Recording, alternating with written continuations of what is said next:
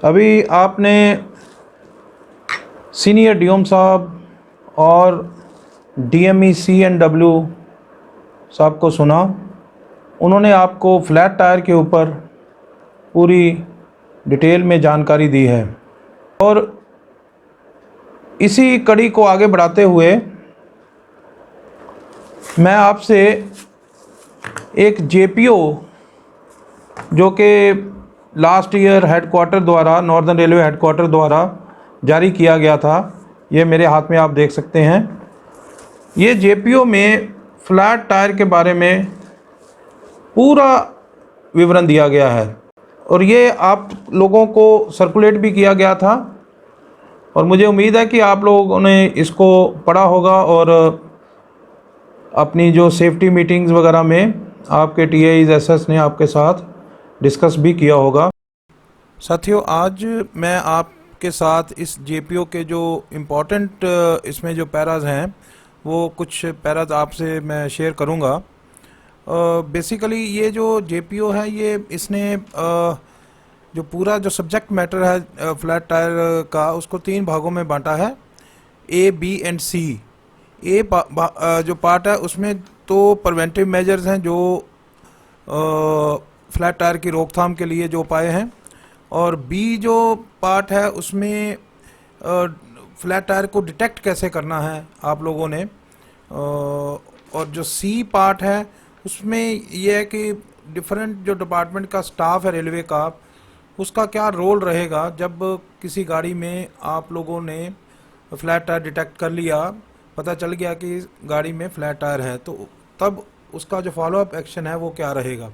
तो ये C part में। तो सबसे पहले हम चलते हैं प्रिवेंटिव मेजर्स ए पार्ट में। साथियों, सबसे पहला जो इसमें जो पॉइंट है वो वही है कि जो हम बार बार आप लोगों को कहते हैं कि अलर्ट स्टाफ, विजिलेंट स्टाफ जो है वो फ्लैट टायर को बाखूबी डिटेक्ट कर सकता है। जब भी कोई गाड़ी, ट्रेन जो रन थ्रू जा रही है आपके सामने से, तो उसमें आपने अगर फ्लैट टायर को डिटेक्ट करना है तो उसके लिए आपको कान से जो हैमरिंग साउंड है, उसमें जो फ्लैट टायर की एक यूनिक साउंड होती है उसको सुनना है, और हैमरिंग साउंड अगर आपको आ रही है तो आपने इमीडिएटली स्टेशन मास्टर को बताना है, जहाँ स्टेशन मास्टर जो है कंट्रोल को बताएगा और गाड़ी को रोका जाएगा। इसके अलावा साथियों, ब्रेक बाइंडिंग एक इसका कारण रहता है। तो ब्रेक बाइंडिंग होने से व्हील स्किडिंग होता है, और व्हील स्किडिंग होने से फिर फ्लैट टायर, जैसे कि DME साहब ने भी आपको बताया। तो व्हील स्किडिंग को रोकने के लिए, ब्रेक बाइंडिंग को रोकने के लिए कुछ प्रिवेंटिव मेजर्स हैं, जिसमें सबसे पहला जो इस JPO में लिखा है वो ये है कि ट्विन पाइप जो ब्रेक सिस्टम से जो गाड़ी या लोड आपके पास आया है, जिसका ब्रेक सर्टिफिकेट जो ट्विन पाइप के साथ बना है, तो उसमें किसी भी हालत में आपने एन रूट कोई भी सिंगल पाइप वाला वैगन नहीं लगाना है। अगर आप इसको लगाते हो तो वो पूरा जो है ब्रेकिंग जो सिस्टम का संतुलन है वो बिगड़ जाएगा और ब्रेक बाइंडिंग होने के चांस रहेंगे। इन एनी केस अगर कोई भी वैगन आपने सिंगल पाइप वाला लगाना है तो पूरा जो रेक है, पूरा लोड है, वो सिंगल पाइप पर ही जाएगा, और उसका जो है विवरण जो है, रिमार्क्स जो हैं वो OPRS पर दिए जाएंगे कि ये सिंगल पाइप से जा रहा है। इसके अलावा GDR के करते बनाते समय लोको पायलट और गार्ड जो हैं वो इस बात का खास ख्याल रखेंगे कि हैंड ब्रेक जो हैं वो रिलीज कर दी गई हैं, और इसके अलावा जो एक एम्प्टी लोडेड डिवाइस होता है हर वैगन में, उसका जो प्रॉपर जो उचित पोजीशन है उसमें कर देना है। इसमें साथियों ये है कि आपने देखा होगा कि येलो और ब्लैक, येलो जो है that is for empty wagon या रेक, और लोडेड के लिए ब्लैक उसका जो है कलर कोड दिया गया है। तो उसका जो भी प्रॉपर जो पोजीशन है उस पर करना है और पूरी गाड़ी में ही करना है। इससे यह है कि ब्रेक में यूनिफॉर्मिटी बनी रहती है। और इसके अलावा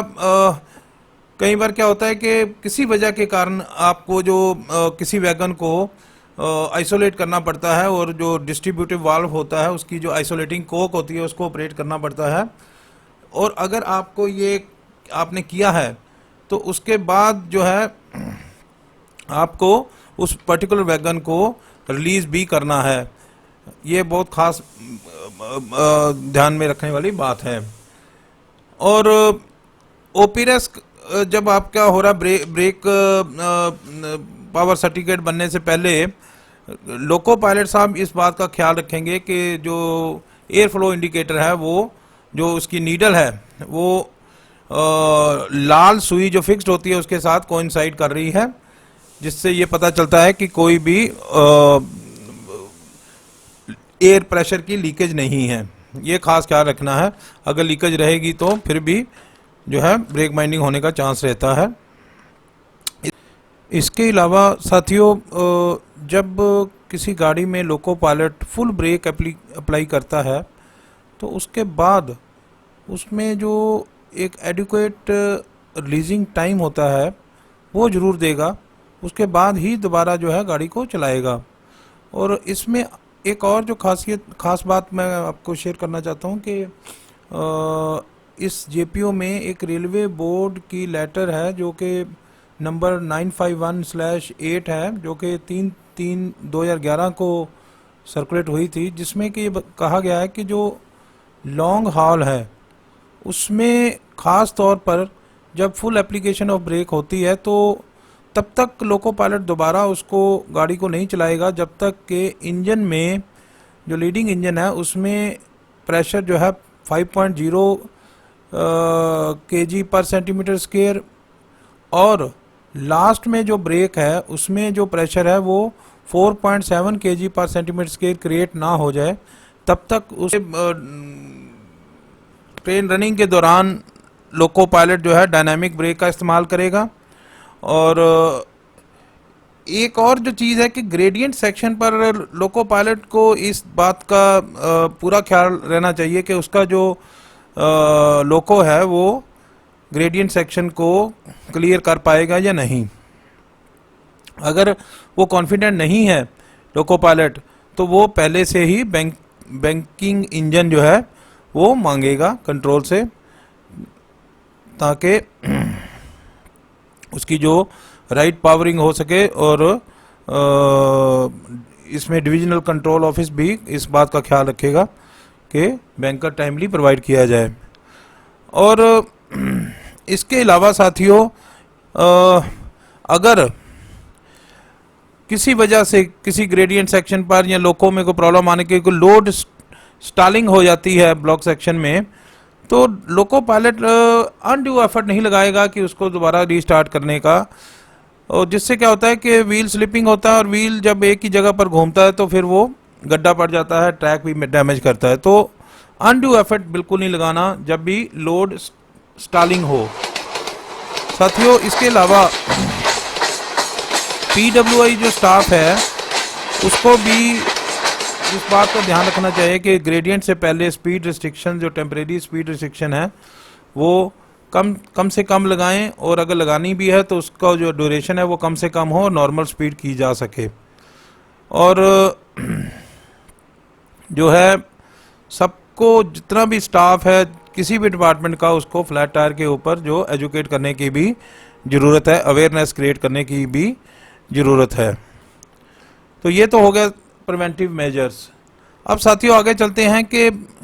फ्लैट टायर को या मेटल डिपॉजिट को डिटेक्ट कैसे करना है। साथियों, इसमें बहुत क्लियर है कि विजिलेंट स्टाफ जो है ट्रेन पासिंग ड्यूटी पर जो भी है, गेटमैन है, पॉइंट्समैन है, स्टेशन मास्टर है, इंजीनियरिंग गैंग्स हैं, जो भी है, rolling in rolling out staff है CNW का, तो ये लोग जो हैं अपनी कानों से जो फ्लैट टायर का जो एक यूनिक साउंड है, हैमरिंग साउंड जिसे बोलते हैं, हथौड़े की आवाज़ जो होती है, जैसे ट्रैक पर हथौड़ा बज रहा है, तो वो उसको सुनेंगे। और अगर उनको इसमें कहीं भी कोई ऐसा दिखाई देता है तो वो इमीडिएटली जो भी एक्शन बनता है वो लेंगे, गाड़ी को रुकवाएंगे, स्टेशन मास्टर जो है वो कंट्रोल से बात करेगा। तो ये तो है कि फ्लैट टायर जो है डिटेक्ट कैसे करना है। इसमें क्रू गार्ड जो लोको पायलट हैं, गार्ड हैं, वो भी इस बात का ध्यान रखेंगे कि उनके पास जो वैगन्स हैं, ब्रेक वाहन के पास जो लोगों के पीछे जितने भी हैं, उसमें कोई ऐसी आवाज़ ना आए, तो ये इस चीज़ का ख्याल रखेंगे। अब साथियों नेक्स्ट है कि स्टाफ का, जो डिफरेंट डिपार्टमेंट का स्टाफ है, उसका क्या रोल क्या रहेगा अगर कोई फ्लैट टायर डिटेक्ट हो जाता है या मेटल डिपॉजिट वाला व्हील जो है डिटेक्ट होता है, मिल जाता है, तो उसके बाद क्या रहेगा। ये बहुत इंपॉर्टेंट है। इसमें सबसे पहले तो ये है कि ब्लॉक सेक्शन में अगर ऐसा कोई फ्लैट टायर वाला केस डिटेक्ट हो गया, गाड़ी रोक ली गई और गार्ड और ड्राइवर ने मिलके उसको चेक किया और फ्लैट टायर मिला, तो उसको ब्लॉक सेक्शन को क्लियर करने के लिए जो गाड़ी की स्पीड रहेगी वो 30 kmph 30 किलोमीटर पर आवर की स्पीड से वो नेक्स्ट स्टेशन तक जाएगा, और नेक्स्ट स्टेशन पर जो है उसको लूप लाइन पर लिया जाएगा, और उसके बाद जो अगर तो वहाँ कोई CNW स्टाफ है वो उसको अटेंड करेगा और देखेगा कि वो जो फ्लैट टायर है भी, और अगर है तो वो विद इन परमिसिबल लिमिट है। परमिसिबल लिमिट आपको पहले से DME साहब ने भी बताई है, 60 mm तक का है जो गुड्स वैगन में, और 50 का जो है वो कोचिंग वैगन में, कोचेज़ में, पैसेंजर कोचेज़ में और लोको में। अगर इससे कम है तो वो अलाउ कर सकता है नेक्स्ट EXR पॉइंट तक, और अगर इससे ज़्यादा है तो वहीं उस वैगन को अटेंड कराया जाएगा CNW स्टाफ द्वारा और काटा जाएगा अगर CNW स्टाफ जो है वो रिकमेंड करता है। किसी भी हालत में गाड़ी को उस स्थिति में आगे नहीं बढ़ाया जाएगा, ये खास ख्याल रखना चाहिए। साथियों जो इसमें एक और चीज़ बताने वाली है कि अगर आपको सस्पेक्टेड फ्लैट टायर भी आपको लगता है तो गाड़ी को चलाना नहीं है। अगर शक भी है आपको तो किसी भी हालत में गाड़ी को चलाना नहीं है। और अब बात आती है कि जब फ्लैट टायर वाली गाड़ी आपके स्टेशन पर पहुंच गई, अब वो फ्लैट टायर ने पीछे जो ट्रैक को कितना डैमेज किया है ये हमें नहीं पता, तो इसके लिए सबसे पहले हमें पीवे स्टाफ को बताना पड़ेगा, उस सेक्शन के JE वगैरह को, और वो जो है सेक्शन कंट्रोलर जो है CMTS जो इंजीनियरिंग कंट्रोल जिसे है होता है उसके थ्रू अप्रोच करेगा। और पीवे स्टाफ जो है स्पीड रिस्ट्रिक्शन इमीडिएटली जो है 50 kmph की लगा देगा, और उसके बाद जो है पीवे स्टाफ जो है वो ट्रैक को पूरा चेक करेगा। मोटर ट्रॉली द्वारा भी चेक किया जा सकता है, और लाइट इंजन द्वारा फुट प्लेटिंग भी की जा सकती है, टावर वैगन के ज़रिए की जा सकती है,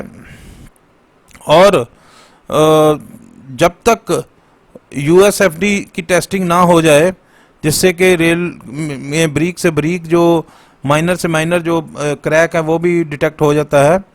वो ना हो जाए, स्पीड रिस्ट्रिक्शन जो है वो 50 kmph ही रहेगी। और साथियों फ्लैट टायर के ऊपर इन 2 वीडियोस में जितनी भी आप लोगों को बातें बताई गई हैं, हमें पूरी उम्मीद है कि आप उनका पालन करोगे और फ्लैट टायर के जो इंसिडेंट्स हैं उनको रोक लगाने में, उन पर रोक लगाने में रेलवे प्रशासन की आप मदद करोगे। और इसके अलावा मैं लास्ट में यही कहूँगा कि आप लोग अपना ख्याल रखो, अपने परिवार का ख्याल रखो। इस कोरोना काल में जो आप लोगों को कोविड प्रोटोकॉल्स हैं उसको आप उनका पालन करें ताकि स्वस्थ रहें, सेफ रहें और खुश रहें। आप सबका बहुत बहुत शुक्रिया।